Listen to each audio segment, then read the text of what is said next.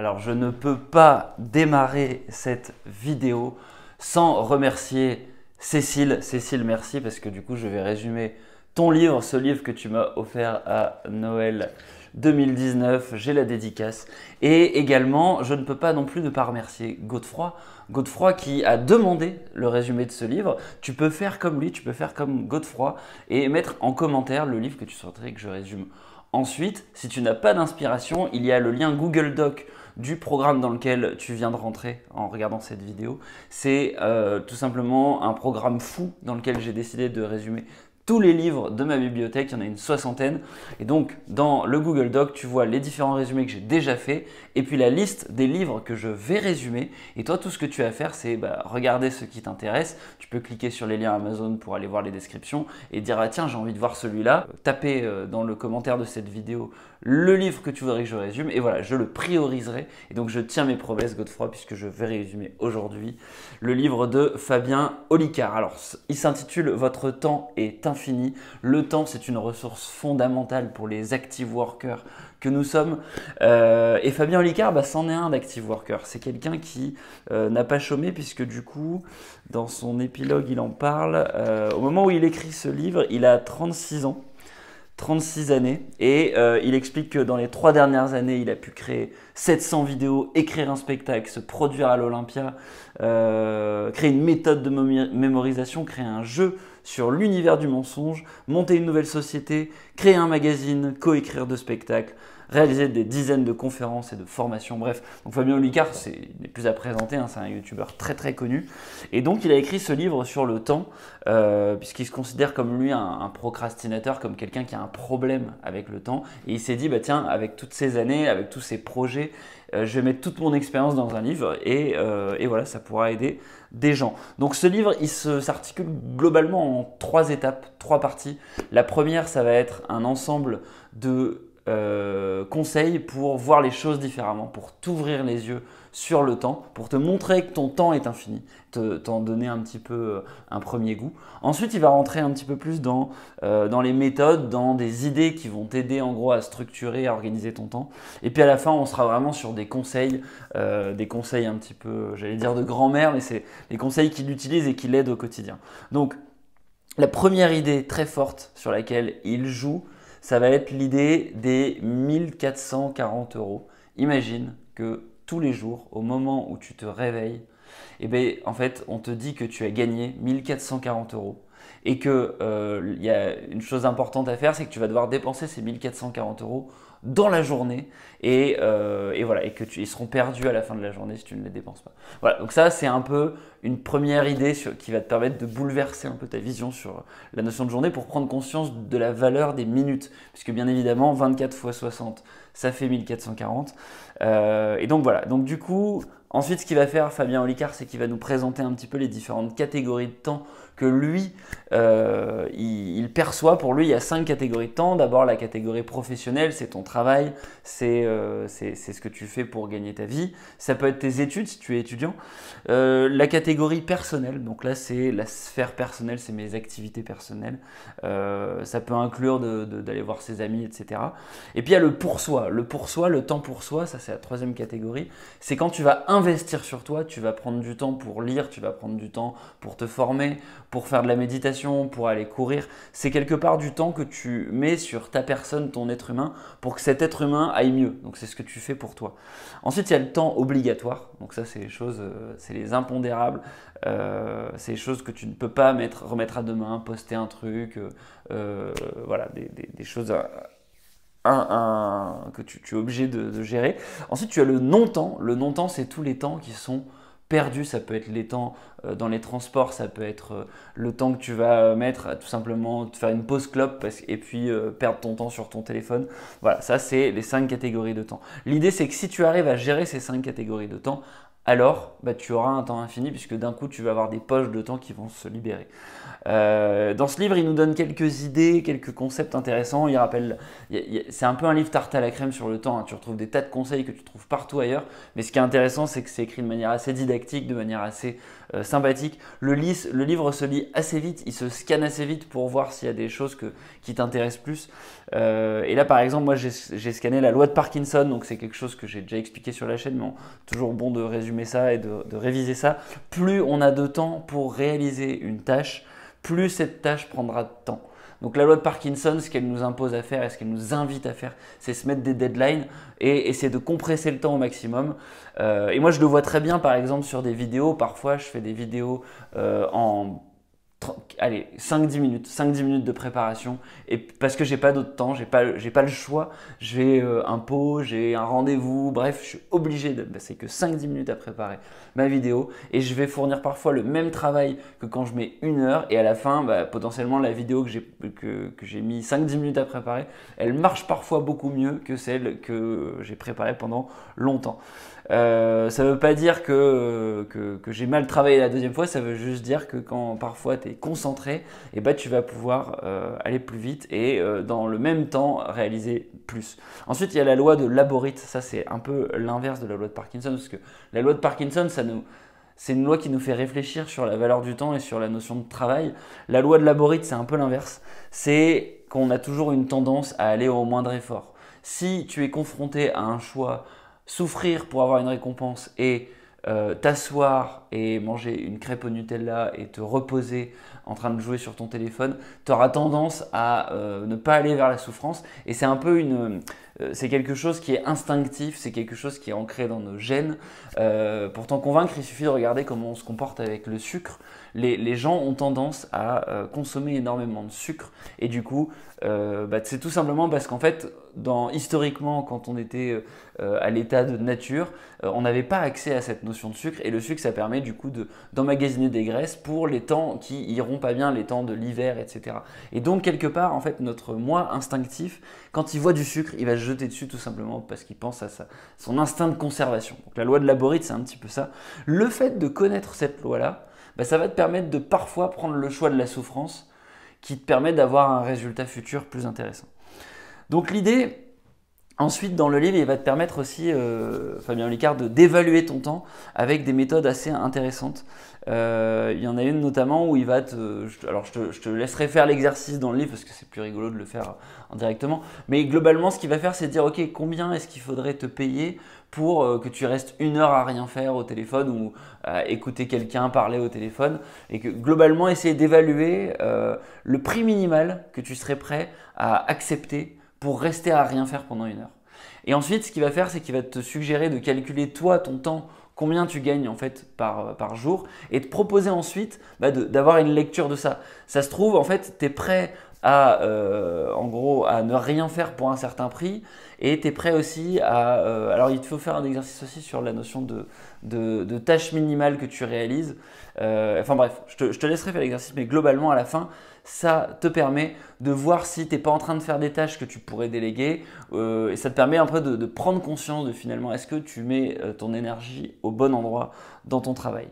Alors bien évidemment quand il arrive sur toutes les méthodes et puis toute la partie un petit peu idée constructive pour t'aider à gérer ton temps, on a un passage sur l'art des priorités avec la bonne matrice d'Eisenhower. J'ai fait une vidéo sur la matrice d'Eisenhower si tu veux aller la voir. Donc rapidement, c'est une jolie vidéo qui te permet de comprendre qu'il faut faire d'abord ce qui est urgent et important. C'est ça la matrice d'Eisenhower, c'est l'urgence et l'importance des choses.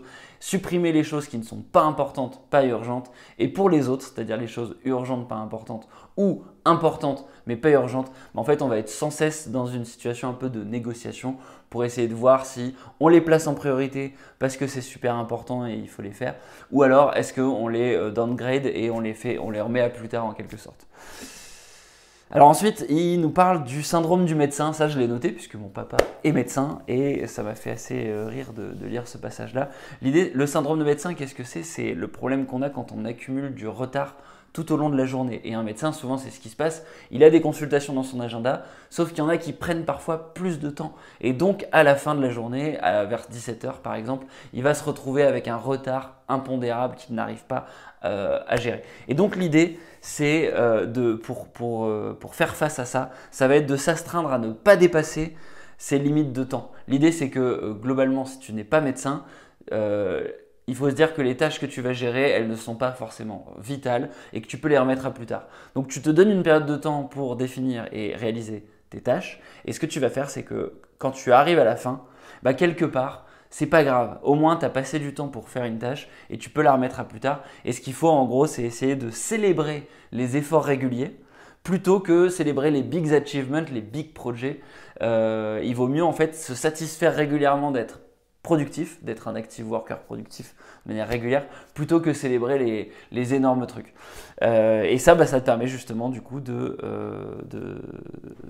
d'éviter le syndrome du médecin. Après, il parle d'une réserve de temps caché, c'est les temps morts notamment dans les transports ou dans les temps d'attente quand tu attends chez le dentiste par exemple. Et parfois, il se peut qu'en gros, tu n'es pas dans une situation où tu peux mettre tes écouteurs, où tu peux écouter une vidéo, ou voilà, où tu peux perdre du temps sur ton téléphone. Et là, ce qu'il nous suggère, ce qu'il nous invite à faire, c'est un exercice de visualisation, de préparer dans le futur une tâche et d'essayer de faire en sorte que du coup, quand on sera dans cette tâche-là, on soit extrêmement concentré. Ça peut être le cas pour une réunion, ça peut être le cas pour un travail difficile que tu dois faire.